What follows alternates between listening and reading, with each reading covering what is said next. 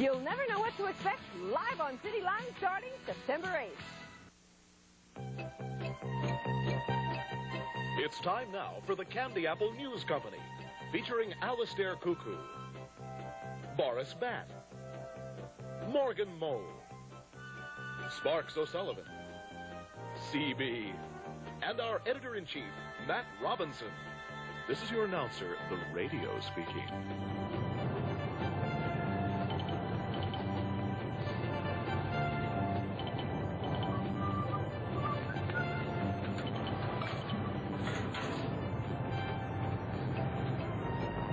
Where are all the papers?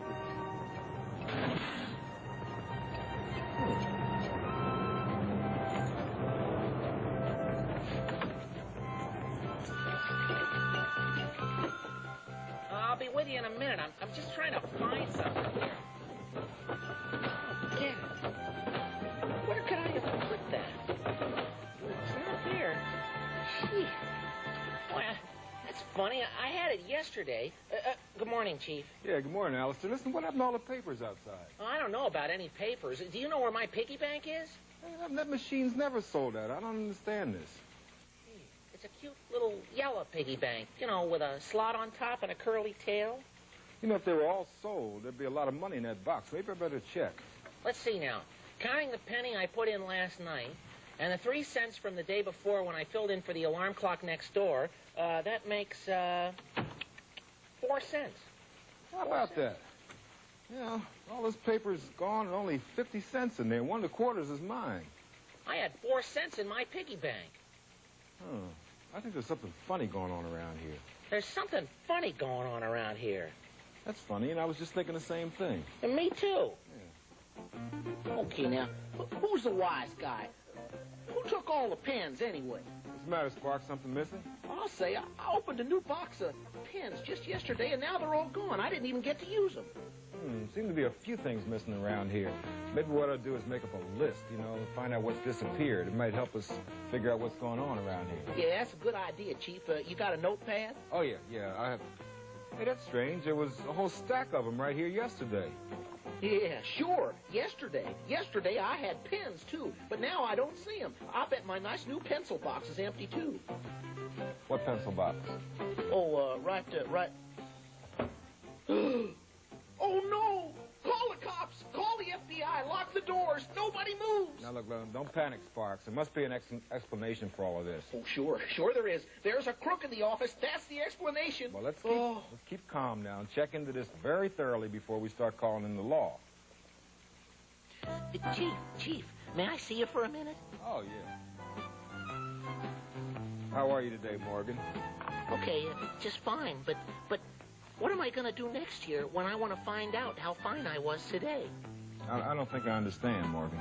Well, what I mean is, if I don't make an entry in my diary about today, how will I remember today next year? Oh, well, what's to stop you from writing about today in your diary today? Today, my diary is missing. I've looked all over for it, and I just can't find it. It's gone. Oh, you too, huh? You lost your diary? Well, no, but some other things are missing. Why would anybody take my diary? Why pick on me? Oh, I don't think the thief is picking on just you, if there is a thief. No. This one's not playing any favorites at all. In fact, I think he's probably going to take something from each of us. A thief? A thief? Oh, my goodness. If there's a thief around, I better lock up my valuables if they're still here. I think I can add to that list you're making up, Chief. Oh, you mean you're missing something too, Boris? I'm afraid so. You know, since I'm out flying most of the night, it's easy for a thief to just help himself. Well, we really don't have any proof that there is a thief, Boris. Could be that people just misplaced a few things, you know. Oh, I don't think so, Chief. It'd be pretty hard for me to misplace my mother's picture. You know, the one that was hanging on the wall. Well, it doesn't look good. It does look like somebody's been prowling around and stealing things from us. I mean, things are disappearing, but... But nothing. I'm not waiting for anything else to disappear. There's only one man I would trust to crack a case like this.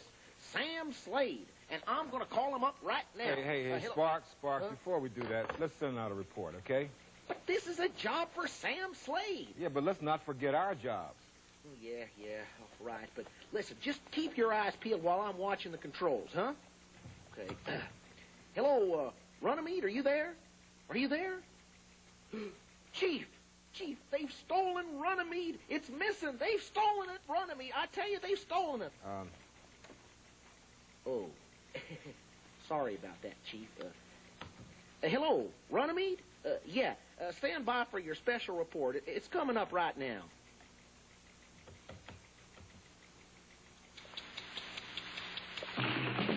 There's more to ice hockey than winning the game.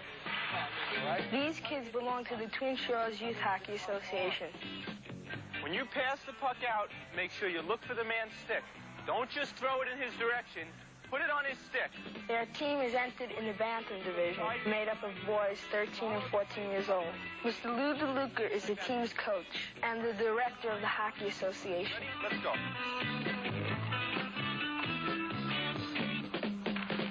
Besides hockey skills, what do the boys get out of the program? The Twin Shores program has always tried to emphasize to the boys a certain respect for the game of hockey. Many of the boys take their cues from watching professional games or things like the movie Slapshot. And we've had to teach the boys that it's a game, that there are certain disciplines that they have to learn, and we try to make them part of the team. Besides on-ice instruction, Twin Shores kids take part in classroom instruction and videotape analysis of their games. Okay, now watch this right here. Matt's going to stand up at the blue line really well. He's going to stop the kid, okay? And he comes forward, and Doug has to stop right there. Here's what we should be doing on that. Matt stops the kid here. He's got the puck coming forward. Doug is in good position on the wing. As Doug approaches the blue line, and this defenseman begins to stand up for Matt here, this is where Matt has to lend the puck. Give the puck off. All right, let's see it again. Jim Kramer plays wing for the Twin Shores team. What do you think you've gotten out of the program? Other than enjoying the program and being in organized ice hockey, I think I've gotten a lot of discipline and little sportsmanship out of the program that I could use all through my life. Jordan Sterra plays goalie. What's the hardest thing about ice hockey? Well, because I'm a goalie, I think the hardest thing about ice hockey is getting psyched up for a game. Because, like, if I let in a stupid goal in the first minute of the game, then the whole team gets down, and it's very hard to come back. Would you like to play pro hockey someday? I think that every kid that plays youth hockey would someday like to be in the pros, but it's very hard to make it. You have to really dedicate yourself to the sport. You have to be really, really good. But in the meantime, I'm having a lot of fun playing youth hockey. Today, the Twin Shores Banthams have a game with the Banthams from Skateland in Herricks, New York.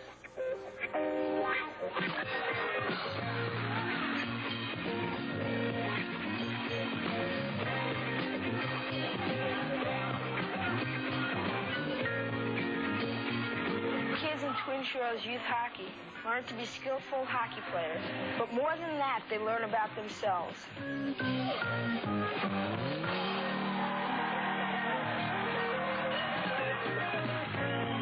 The kids didn't win today, but it's the effort that counts. This is Brian Waterman reporting for Kids World from Port Washington, New York.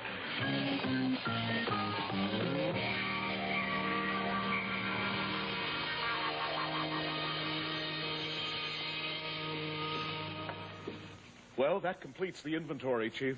I'm missing 2 spare knobs and 1 standby high-voltage tube. 2 spare knobs and 1 standby high-voltage tube. You know, I can't figure it out. Who would want all these things that are missing? They're not that valuable anyway. Oh, no? If I blow a tube, that extra one would be pretty valuable to me. But how do they get in there? No broken windows, no forced locks? It looks like an inside job to me. I know it's a tough case, Sam, but if you can't solve it, who can? No, that's not a riddle. I mean, if you can't solve it, nobody can. Yeah, that's right. We've all been robbed. Boris, Alistair, Morgan, the radio, the chief, and especially me. Yeah, right. Okay. See you soon, right. Good morning, fellow inmates. What's new?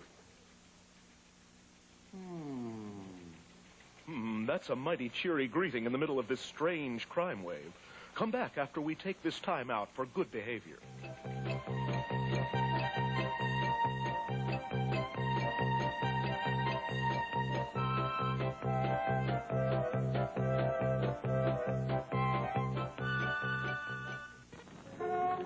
Kids don't start out bad. They're just looking for something to do, to belong, to feel important.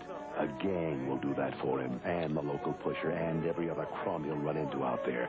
But so can the Police Athletic League. If we get him in time, we'll get him into sports, scholarship, music, into a world away from the street. We can't do it without your help. It takes money. And if we don't get it, chances are you may need our help. So what's it going to be? You or him? This year, parents will bury 12 million children who will die from whooping cough, pneumonia, measles, tetanus, and the dehydration often caused by diarrhea. You can help with UNICEF greeting cards. Last year, they provided the clean water that saved millions of children. With your help, more villages could be like this, where they're digging wells instead of graves. UNICEF greeting cards. Every time you buy them, you help save a child's life.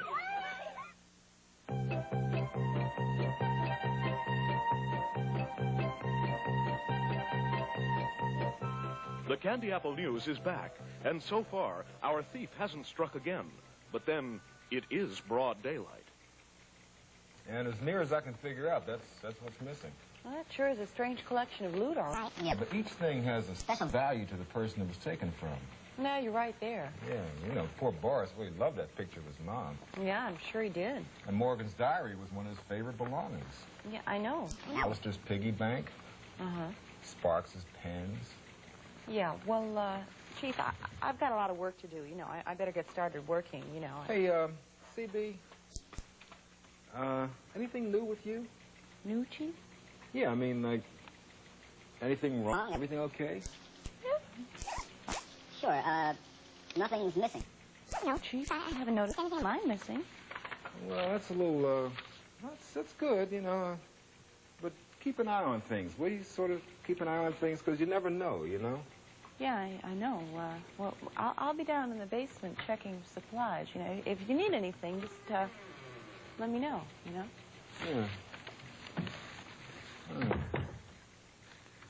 Hey, Alistair? Alistair? Gotcha. Don't make a move. Make a move. Alistair, what in the world is going on? What's all that? Oh, it's you, Chief. I thought it was the robber. Boy, that new alarm of mine really works great, doesn't it? Great. It almost scared me to death. You sure you need all that? Are you kidding? With all the valuables I have in here? Well, that alarm is just the beginning. I'm going to rig up lights that flash, and I might even buy a guard dog. If I can figure out where to keep him. I'm a little afraid of big dogs, you know. Oh, forget the dog, Alistair. I can call him Kong or Godzilla. Alistair. Here, Kong. Here, Kong. Here, boy. Heel, Godzilla. Heel. Alistair, come on. I think you're getting a little carried away. You don't expect me to call a guard dog Pookie or Fluffy, do you? Look, this is all probably a big mistake. Somebody probably just borrowed all of these things, and they're going to bring them back. What? Are you kidding? Who would... Hey, wait a minute. Sparks is always borrowing things from me. Maybe he got tired of hearing me complain about him and decided to help himself. Boy, how about that guy? No. Hold it, Alistair. Hold it. Let's not jump to conclusions now. You just can't start accusing people. That's pretty serious. Yeah, you're right. I gotta be more trusting. Yeah, now that's more like it. Right. Chief? Hmm? What do you think of the name Spike? Spike? Yeah, Spike. For my guard dog. Yeah. The way I see it, Sam, it's gotta be an inside job. Well, sure, we're all friends here, and we work together, and the others had things stolen from them, too. But, you know, that could be a cover-up to throw off suspicion. Well, personally, I wouldn't want to point the finger, but somebody here who claims I always borrow things from him could be getting even. Oh, no, Sam. I wouldn't want to mention any names, but if I catch him, I'm going to pull him out of his clock. Know what I mean? Yeah. Listen, I got to hang up, Sam. I got an order here for another report, and you know me and my work. Well, don't tell anybody. You'll get here as soon as you can? Right, fine. Okay. Bye-bye, Sam. Yeah, bye-bye. All right. Hello, Oakland. Candy Apple News special report coming at you. Here it is. Get set now.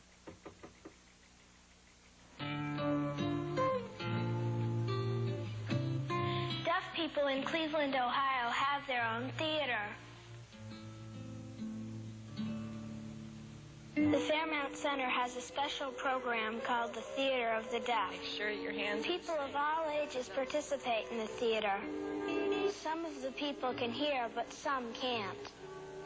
All the actors and actresses get instruction in pantomime techniques. Since some of the kids are deaf, facial expressions are very important. Linda Bianchi is one of the members of the Deaf Theater Company. Linda, what's the purpose of the Theater of the Deaf? Our reason for being is to bring theater to both hearing and deaf people. It gives deaf people the idea that they can become involved in something like theater, which they maybe have never seen before, and maybe gives the deaf child the chance to look and say, hey, you know, I can do that too. When they perform a play, they use sign language instead of speaking. Susa Franco is 16 years old.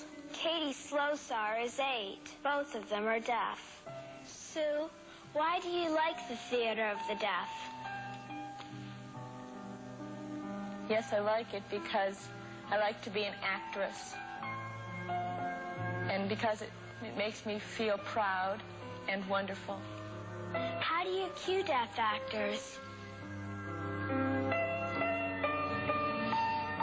I'm cued from a hearing person. For an example, a hearing person would be sitting there, and he would give me a wink to start the song or the words. And another way,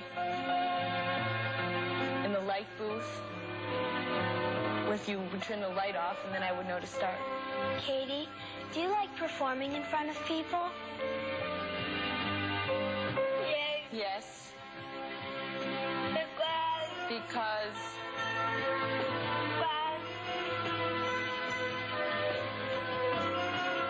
people want to see me act nicely.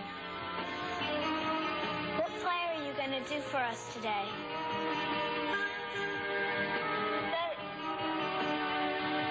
The Little Prince. Sue plays the part of the Rose, and Katie plays the part of the Little Prince. An interpreter off stage reads the lines out loud for people who don't understand sign language. How beautiful you are this morning. Yes, it's time for my breakfast. Stop talking and think of my needs. Yes, what can I do? That'll be fine. Do what? Water from the grass. Do. The Theater of the Deaf is teaching deaf people how to communicate better with the world around them, and it's giving deaf audiences a unique opportunity to experience the theater. This is Sabina McCoppin reporting for Kids World from Cleveland, Ohio.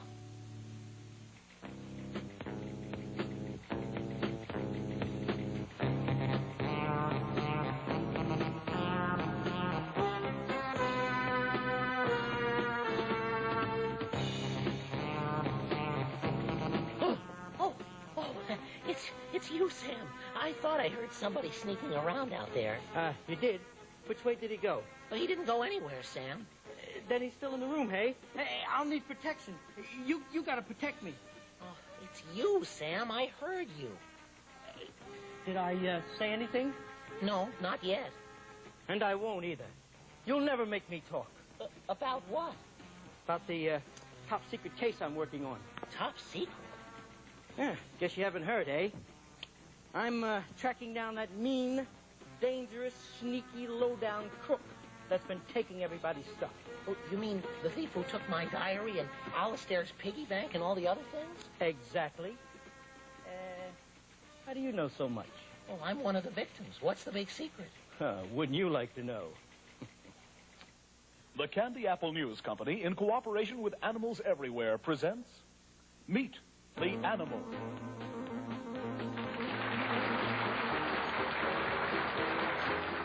Hi there, super exaggerated importance. Whoopee. We're here again with our favorite show and your favorite show, too, Meet the Animal. We love Meet the Animal. Don't you just love Meet the Animal? We've got an animal for you today, a real special one, come to us all the way from Asia. And will this animal come up and sign in, please? Here's our animal. Oh, T-I-G-E-R.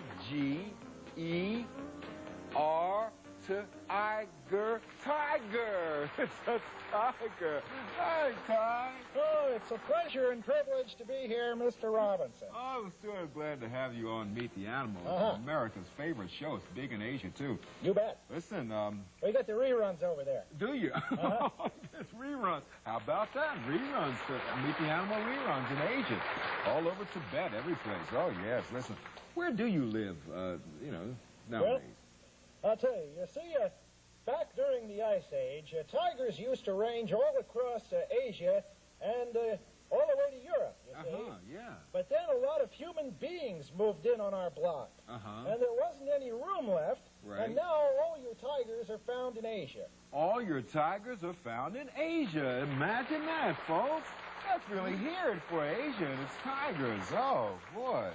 How big do you get? I mean, do you get really long and tall and heavy? Yes.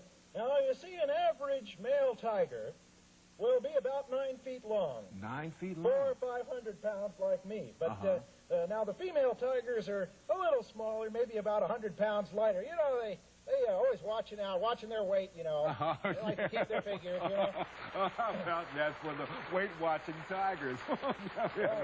Now, up in Manchuria, there are some oversized tigers that get up to be 12 feet, including the tail. Boy, they're that big in Manchuria, they could be candidates. They could be the Manchurian candidates. Oh, it's this tiger biz. Oh, listen, what do you eat? Do you have anything, your favorite foods? Oh, yes. We are meat-eating animals. We like your antelopes, your deer, things like that, and sometimes the smaller animals like monkeys or porcupines. Porcupines? You eat porcupines? Indeed. And I'll tell you, you know how you eat a porcupine? No, I've never eaten one. How do you eat one? Very carefully. That's one of the things about a porcupine. You see, sometimes when we're eating a porcupine, we'll get one of the quills stuck in our paw, or sometimes even in our mouths. And it can be very painful. And in fact, I even had a cousin who passed away because he had a porcupine quill in his mouth and he couldn't eat. That'll sometimes happen to a tiger. Oh, that's fascinating. How about that, folks? A tiger who passed away from the quill in his mouth. Yes, indeed. Oh, I'm glad you told us that. But one question that we're all very interested in, I'm very interested in because I'm sitting right beside you, and it's been rumored that tigers are man-eaters. Oh, no. That's a very, very rare thing. You know, you get a bad reputation just because, there's one tiger in the lot who's kind of, does things the wrong way, and pretty soon, it hurts all our reputation. Yeah. The tiger, generally speaking, eats, as I said, antelopes and deer and things like that. It's just the occasional tiger that gets very, very old or perhaps sick, and occasionally they'll go out and chase a human being. But that's very rare. I see. So we just have to watch out for old, sick, injured tigers. Yes, huh? Oh, well. If you see an old, sick, injured tiger out there, watch out. He may eat you. Well, that's great. Listen, Tiger. Yeah? We've got some film here. Oh, wonderful. Home movie. Some tigers. Good. It's tiger film. Watch, we'll show it here. Look at that. Look at that. Oh, He's coming right in through the TV set. Look at that. Oh, that's a big tiger. I gotta tell you, aren't we beautiful? Well, yes, that I must admit. If I don't say so myself. Well, such what feline a physique. grace. Look at that. Oh, my. Look at those paws. A big paw. Look at that chest. Good chest. Not to mention the rest. And the good rest, yes. Oh, I like that. He just sort of stands there. Well, yeah, I was just taking it easy. This is at the zoo, it appears. I think I recognize that. That's one of the natural areas they have over at the Philadelphia Zoo. Oh, I thought it was his natural habitat in Detroit. Detroit? Yes. No. You've never heard of the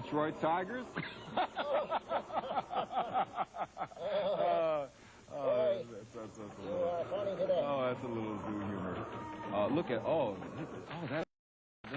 Folks, have you ever seen anything like that? Have you ever really? Oh, well, that is really good stuff.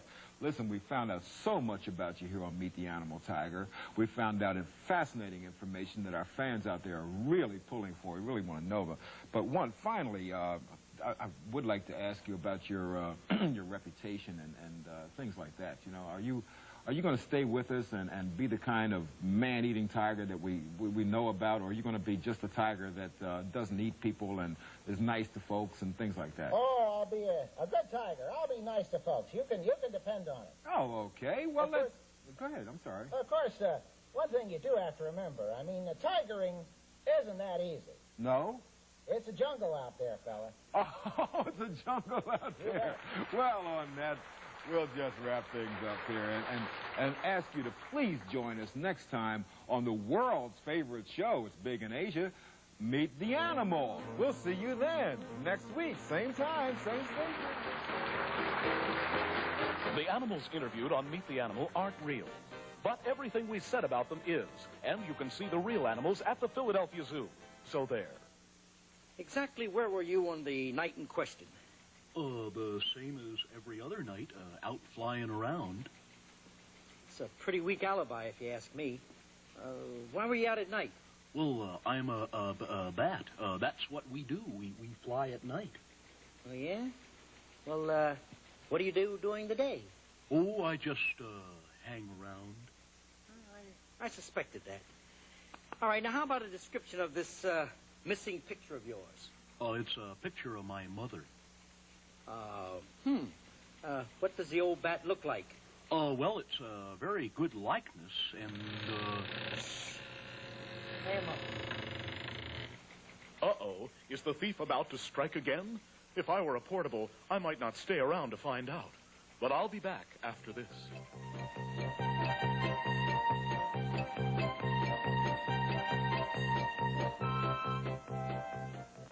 Clint Eastwood is a little upset. Seems some misguided individuals out there are abusing our public lands, and I don't like it. And I don't think you do either.